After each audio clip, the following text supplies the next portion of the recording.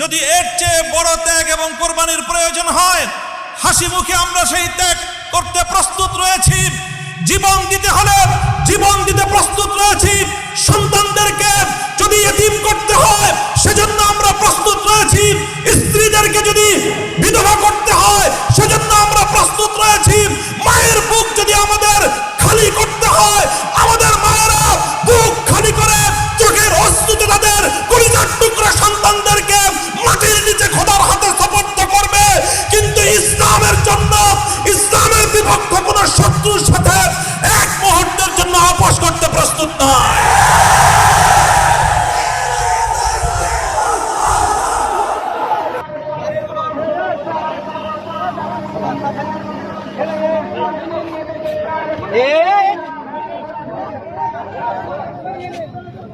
দেখা যায় না রে।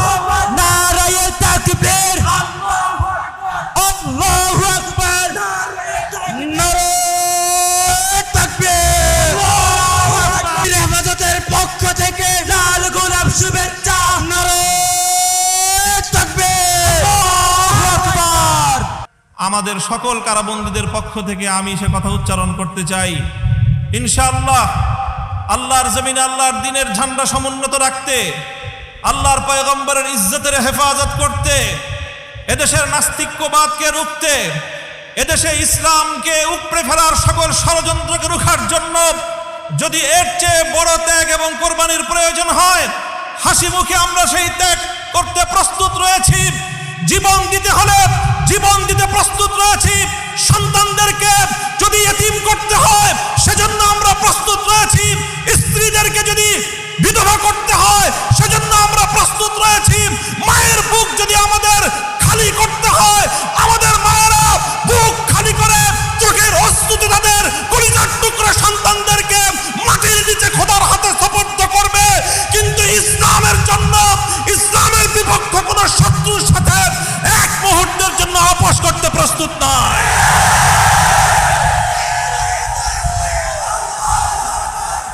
সময় কম, আমার স্পষ্ট পয়গাম, সব অন্যায়ের ক্ষমা রয়েছে, গাদ্দারি আর বিশ্বাসঘাতকতার কোনো ক্ষমা নাই। যারা গাদ্দার এবং বিশ্বাসঘাতক হিসেবে পরিচিত হবে, প্রমাণিত হবে, আগামী দিনে তাওহীদি জনতা তাদেরকে ঠাঁই দেবেন না ইনশাআল্লাহ। ওলামায়ে কেরাম, হেফাজত নেতৃবৃন্দ যেভাবে শপথে বলিয়ান হলেন, যারা আমাদেরকে এভাবে সমর্থন যোগাচ্ছেন, আপনারা তো সমর্থন যোগাচ্ছেন, কিন্তু আপনারা কি কথাটা টের পান যে আপনাদের এই অভূতপূর্ব সমর্থনের কারণে রাষ্ট্রযন্ত্রের পক্ষ থেকে আমাদের উপর চাপটা কিন্তু আরো বেশি বেড়ে যায়। এই যে আজকে আমাদের উপরে এই অকথ্য নির্যাতন, এই যে লাঞ্ছনা, এই যে গঞ্জনা আমাদের উপর, কারণ এদেশের মানুষ আমাদেরকে ভালোবাসে, কারণ আমরা যেখানে যাই মানুষ আমাদের প্রতি আবেগ এবং উচ্ছ্বাস প্রকাশ করে। এখন আপনারা যদি আবেগ আর উচ্ছ্বাস প্রকাশ করে ঘরে গিয়ে বসে থাকেন চুপ করে, তাহলে আমাদের উপর কিন্তু চাপটা, জুলুমের স্টিম রোলারটা আমাদেরকে কিন্তু নিষ্পেষণ করে দিবে। তখন আপনাদের আবেগ প্রকাশ করার কিন্তু আর কোনো জায়গা অবশিষ্ট থাকবে না।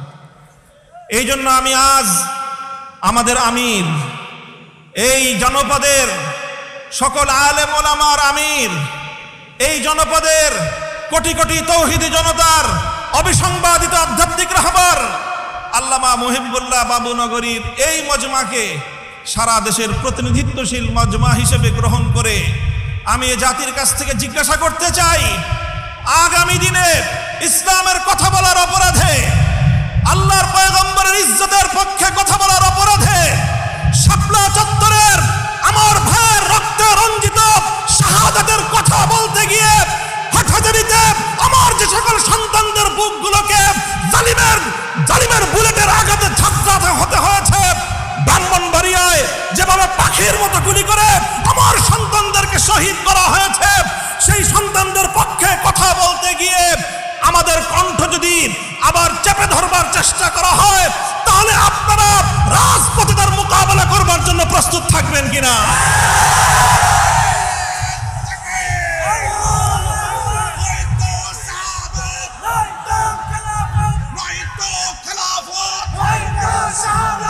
সংগ্রামী সাথী ও বন্ধুগণ, কথা দীর্ঘায়িত করার অবকাশ নেই। আমি আমার দীর্ঘ কারাবন্দিত্বের সময়ে আল্লাহ পাক রব্বুল আলামিনের রহমতের উপর আমার আস্থা, অবিচল বিশ্বাস ছিল যে আল্লাহ রব্বুল আলামিন নতিজা ভালো করবেন, উত্তম ফলাফল আমাদেরকে দিবেন, সেই আস্থা এবং বিশ্বাস ছিল। প্রথম দিকে যখন আমাদের মরহুম আমির হেফাজত আল্লামা জুনায়েদ বাবুনগরী হাফিজাহুল্লাহ তাআলা, তাকে আমরা জীবিত রেখে কারাগারে বন্দী হয়েছিলাম, তার উপর একটা বড় আমাদের আস্থা ছিল যে তিনি ইনশাআল্লাহ এই বন্দী মুসলিম আলেমদের জন্য, শহীদ আমাদের সন্তানদের জন্য, ব্রাহ্মণবাড়িয়ায় বীর বিচারে হত্যাকাণ্ডের শিকার আমার শহীদ ভাইদের এই হত্যার বিচার আমাদের এই জন্মভূমিতে প্রতিষ্ঠিত করবার জন্য তিনি বলিষ্ঠ ভূমিকা পালন করবেন। আমাদের কারাবন্দীদের পক্ষে তিনি জাতিকে, জনমতকে সংগঠিত করবার জন্য বলিষ্ঠ ভূমিকা রাখবেন। কিন্তু আল্লাহ রাব্বুল আলামিনের ফয়সালা ছিল ভিন্ন কিছু। আমরা কারাবন্দী হওয়ার কিছুদিনের মধ্যেই সেই মর্মান্তিক শোক সংবাদটিও আমাদেরকে সহ্য করতে হয়েছে। আল্লামা জুনায়েদ বাবুনগরী রাহিমাহুল্লাহ তাআলা শাহাদাত বরণ করেছেন। আল্লামা জুনায়েদ বাবুনগরী শাহাদাত বরণ করেছেন। এরপরে অধীর উৎকণ্ঠা নিয়ে অপেক্ষার প্রহর গুনছিলাম যে আমাদের আস্থার এই মঞ্চে কে বসবেন। যখন জানতে পারলাম ওলি ইবনে ওলি, এ জাতির শ্রেষ্ঠ সন্তান, আস্থার মূর্ত প্রতীক আল্লামা শাহ মুহিবুল্লাহ বাবুনগরী হাফিজাহুল্লাহ তাআলা ইমারাতের এই ঝান্ডা তিনি নিজ হাতে তুলে নিয়েছেন, সিজদায় শুকর আদায় করেছি, আস্থায় বুক বেঁধেছি যে ইনশাআল্লাহ একদিকে তিনি আরশের মালিকের সঙ্গে রাতের বেলায় চোখের অশ্রু ছেড়ে তিনি এই সংকট উত্তরণের জন্য আল্লাহ পাক রব্বুল আলামিনের সাহায্যকে জমিনে টেনে আনবার জন্য চেষ্টা করবেন। অপরদিকে তিনি জীবন দিবেন, কিন্তু কোন জালিমের রক্তচক্ষুকে পরোয়া করবেন না, কোন জালিমের সামনে তিনি মাথা নোয়াবেন না। এই আস্থা ছিল এবং আলহামদুলিল্লাহ আমার উপলব্ধি হলো এই, যতটুকু আস্থা শুরুর সূচনাতে ছিল, আজ পর্যন্ত আমরা আমাদের আমির হেফাজতের থেকে তার আচার আচরণ, তার ভূমিকা আমাদের আস্থার চেয়ে বহুগুণ বেশি পেয়েছে। আমাদের আমির আল্লাহর পক্ষ থেকে আমাদের জন্য অনেক বড় নিয়ামত। ইনশাআল্লাহ আমির হেফাজতের হাতকে যদি আমরা এভাবে শক্তিশালী রাখতে পারি, এদেশে আমাদেরকে জুলুম করতে পারবে, আমাদেরকে গুলি করে হত্যা করতে পারবে, কারাগারগুলোকে আমাদেরকে দিয়ে ভরপুর করতে পারবে। বাংলাদেশে কারাগারের সর্বমোট আসন হলো 70,000। কয় হাজার? আমরা শাপলা চত্বরে গিয়েছিলাম, কমপক্ষে হলো 20 থেকে 25 লক্ষ। 70,000 হেফাজতের কর্মীরা কারাবন্দী হবে, কিন্তু জালেমের সামনে মাথা নোয়াবে না। এই দেশের 1 ইঞ্চি মাটি নাস্তিক্যবাদ এবং ইসলাম বিদ্বেষের জন্য কারো হাতে ইজারা দেবে না ইনশাআল্লাহ। আল্লাহ পাক আমাদের সকলকে তৌফিক দান করুন, কবুল করুন। আমাদের আমির হেফাজত সহ আকাবিরিনদেরকে আল্লাহ পাক দীর্ঘ নেক হায়াত দান করুন। ওয়া আখিরু দাওয়ানা আলহামদুলিল্লাহি রাব্বিল আলামিন।